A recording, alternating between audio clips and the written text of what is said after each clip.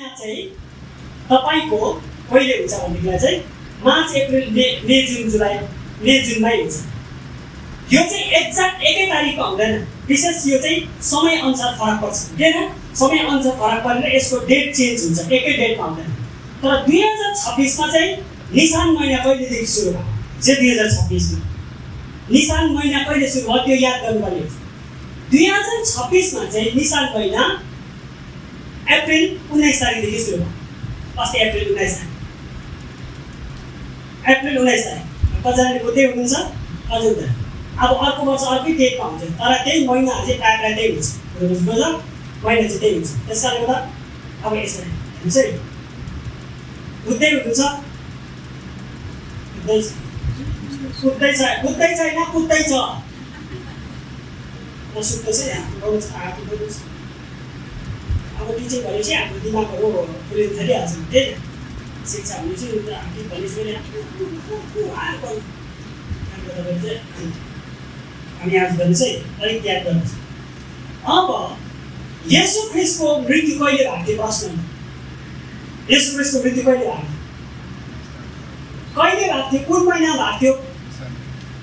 कुन महिनामा भएको थियो? कहिले भएको थियो? थाहा छैन? शुक्रबार त ठिकै करेक्ट भन्नु यहाँ भन्नु, शुक्रबार वार्तामा भन्नु, शुक्रबार महिना कुन चाहिँ? शुक्रबार मनाउनेलाई हामीले के भन्छौँ? गुड फ्राइडे चाहिँ, गुड फ्राइडे है। त्यो चाहिँ येशू ख्रिस्टको मृत्यु चाहिँ निस्तार चाडको पहिलो दिनमा पक्राउ भएको होइन। निस्तार चाडको समयमा येशू ख्रिस्टको मृत्यु भएको। निस्तार चाडको बेलुकी उहाँ निस्तार चाड निसान महिनाको कहिलेदेखि सुरु हुन्छ? वचन कतिको पढेको छैन। निस्तार चाड निसान महिनाको अब 30 दिन हुन्छ, मलाई 28 दिन पनि हुन्छ। निस्तार चाड निसान महिनाको कतिौं दिनदेखि सुरु हुन्छ? 14औं दिनको बेलुकीदेखि। भनेपछि निस्तार चाडको एक दिन 1 तारिक हो भनेदेखिलाई 14 तारिक बेलुकादेखि चाहिँ निस्तार चाड सुरु हुन्छ। 7 दिन मनाउनु पर्ने हुन्छ निस्तार चाड। अखमिरी रोटीको चाड पनि भन्छ, हेर्नुहोस् है, अखमिरी रोटीको चाड भन्छ निस्तार चाड। 14औं दिनको बेलुकी पखदेखि चाहिँ तपाईँको निस्तार चाड सुरु हुन्छ। अब त्यो दिन भन्दा निसान महिनाको वर्षको पहिलो महिना जो चाहिँ निसान महिना हो, त्यसको 14औं दिनदेखि भनेपछि 14 तारिकको बेलुकी पखदेखि निस्तार चाडको तयारी सुरु हुन्छ। खमिरहरूलाई बाहिर निकाल्ने काम सुरु हुन्छ।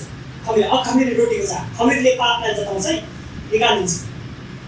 अब येशू ख्रिस्ट कहिले मर्नु भएको हेर्नुहोस् है, एक्ज्याक्टली उहाँ चाड मनाउनपट्टि जानु हुँदाखेरि चाहिँ निस्तार चाडको ठिक बेलुकी पखले उहाँको पक्राउ भएको छ। 14 तारिकको बेलुकी भन्नु, हेर्नुहोस् है। निस्तार चाड कसरी मनाउँथ्यो? हेर्नुहोस्, निस्तार चाड कसरी मनाउनु पर्थ्यो भन्दाखेरि चाहिँ 1 वर्ष थुमाको बलिदान दिनुपर्ने हुन्थ्यो। पर्दैन? निस्तार चाड मनाउनुको लागि चाहिँ 1 वर्ष निष्कलङ्क थुमाको बलिदान रगत चढाउनुपर्छ। निस्तार चाड मनाउने प्रथा हो। त्यो चाहिँ किन गरेको भन्दाखेरि चाहिँ मिस्त्रबाट निस्किँदाखेरि सारा मिस्त्रीहरूको ज्येष्ठ मरेको थियो, होइन? ज्येष्ठ मरेको थियो 1 नम्बरमा। अर्को कुरो चाहिँ त्यही ज्येष्ठले निष्कलङ्क 1 वर्ष थुमाले चाहिँ फेरि त्यो मृत्युदेखि बचाएको थियो। इजरायलीहरूमा चाहिँ 1 वर्ष थुमालाई काटेर त्यसको रगत चाहिँ चौकटमा लगाउनु 3 पट्टि भन्नुभएको थियो परमेश्वरले। यदि त्यो लगायो भनेदेखि चाहिँ तिम्रो घरको मान्छे मर्दैन भन्नुभएको थियो। ओके, त्यस कारणले बलिदान गरिकन त्यो 1 वर्षको थुमा निष्कलङ्क 1 वर्षको कुनै खोट नभएको थुमा 1 वर्षको त्यसलाई मारेर त्यसको रगत चाहिँ चौकटको 3 भागमा, माथि तेर्सोमा, यता ठाडोमा, अर्को ठाडोमा 3 भागमा। 3 भाग भनेको सोल स्पिरिट बडी, पिता पुत्र पवित्र आत्मा हुन्छ। त्यो सबै कुरो भेलिरो मिनिङ, हरेक कुरोको मिनिङ हुन्छ लाइनमा। त्यो गर्नुभएको थियो। त्यही तरिकाले चाहिँ निस्तार चाडको समयमा चाहिँ हेर्नुहोस् है, निस्तार चाडको समयमा चाहिँ तपाईँको थुमाको बलिदान गरिन्छ। सुन्नुभयो? सुन्नुभयो? निस्तार चाडको थुमा मारिन्छ। निस्तार चाडको समयमा 7 दिन मनाउँछ है, 7 दिन मनाउँछ। अब ठिक निस्तार चाडको पहिलो बेलुकी 14 तारिक बेलुकी येशूको पक्राउ भयो। भोलि बिहान 15 तारिकको 9 बजी क्रुसमा चढाएको छ। निस्तार चाडको पहिलो दिन नै भनौँ न, साँझदेखि सुरु भयो, पहिलो दिनमै 15 तारिक भनौँ, अहिलेको मानिलियो फर इक्जाम्पल 15 तारिक चाहिँ बिहान 9 बजी उहाँलाई पुष्प चढाइन्छ अनि उहाँ 3 बजीतिर उहाँको के हुन्छ, प्राण जान्छ होइन, 3 बजी उहाँको प्राण जान्छ भनेपछि येशू ख्रीष्टै कलसी 1:15 पढौँ।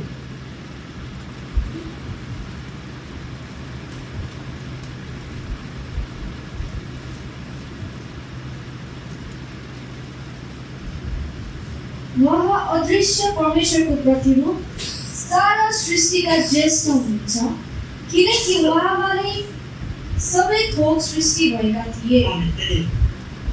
उहाँ अदृश्य परमेश्वरको रूप हुनुहुन्छ, सारा सृष्टिको ज्येष्ठ येशू मसीह। ज्येष्ठ भनेको सबैभन्दा पहिलो हो कि होइन?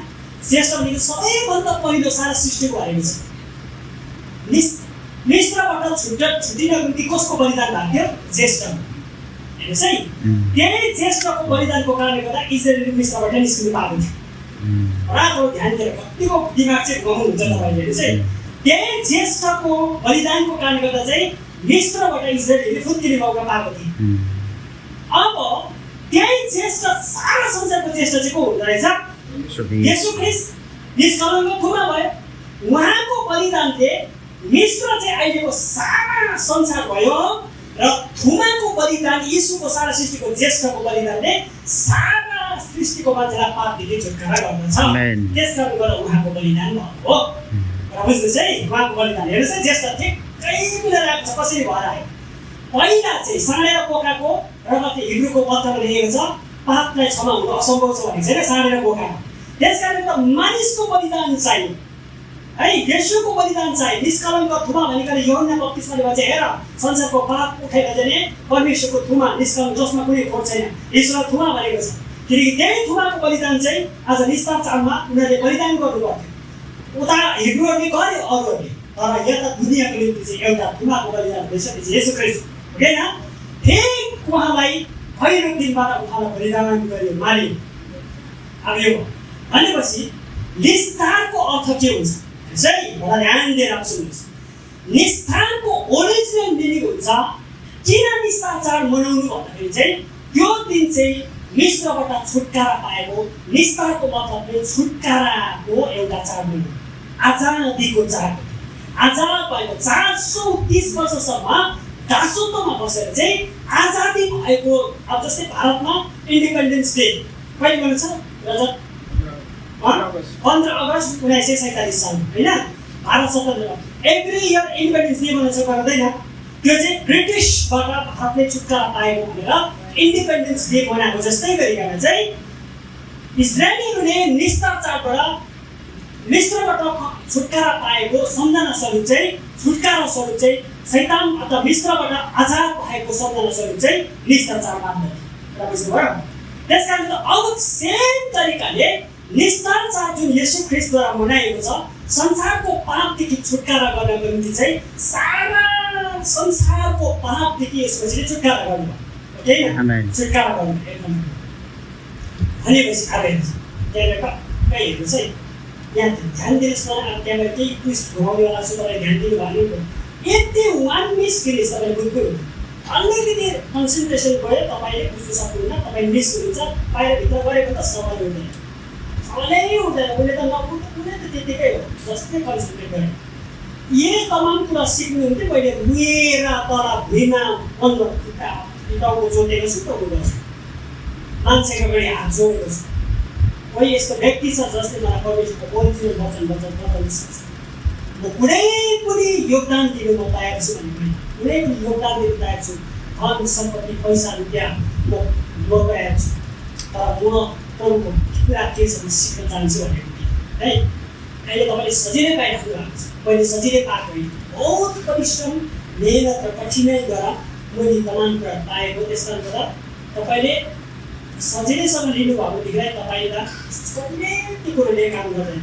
कठिनका साथ लिनुभयो भने तपाईँसँग बस्छ, गाह्रो हिसाबले तपाईँले लिनुभयो भने तपाईँ बस्छ, नभएदेखि तपाईँले बस्ने भएको छ। यति पनि ध्यान भएन गयो है। अब के छ भन्दाखेरि चाहिँ विशेष गरी निस्तार चाड नै छुटकाराको चाड हो। जसरी निस्तार चाडमा येशूको बलिदानले हामीले छुटकारा पायौँ केदेखि पाप र केदेखि शैतानदेखि शैतान र पापदेखि छुटकारा पाएको होइन येशूको बलिदानले त्यो चाहिँ कहिले थिएछ निस्तार चाडको समय भनेपछि यस पृथ्वीबाट हाम्रो एउटा उद्धार चाहिँ पापदेखि छुटकारा हो अर्को उद्धार चाहिँ संसारदेखि छोडेर जाने छुटकारा हो कि होइन संसारलाई छोडेर यो संसारबाट आजाद हुने पनि अर्को उद्धार हो अर्को सल्भेसन हो यसको निम्ति पनि निस्तार चाडको आवश्यकता पर्ने रहेछ क्रिस्चियनलाई अब याद गर्नुहोस् है यसको निम्ति पनि यो संसारदेखि आजादको निम्ति अब हाम्रो पर्मानेन्ट उद्धार भनेको चाहिँ के चाहिँ है हाम्रो कम्प्लिट उद्धार अहिले हाम्रो कम्प्लिट उद्धार छैन अहिले हामी संसारमै छौँ यसोलाई पायौँ पापदेखि मुक्ति पायौँ तर यही संसारमा पापी संसारमा छ र पापी संसारदेखि हामीले सधैँभरिको लागि छुटकारा गरेपछि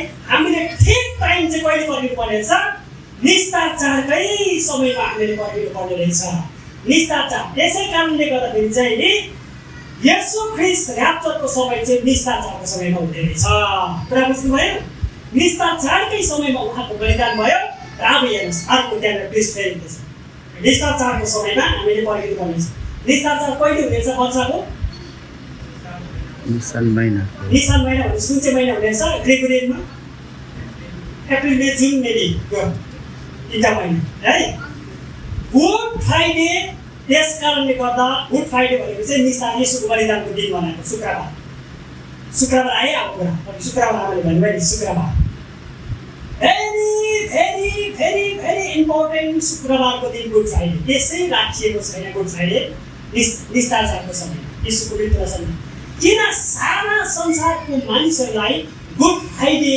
परमेश्वरले इम्पोर्टेन्ट रूपमा मनाउन दिनुभएको छ त्यो परमेश्वरको योजना रहेछ किनकि त्यो दिन मनाउँदाखेरि चाहिँ सारा इसाईहरू तयारी भइरहेको हुन्छ प्रभुमा अनि धेरै मान्छेले बाँच्न सकोस् भनेर प्रभुले त्यो दिन सुरु भएको छ लागेको छ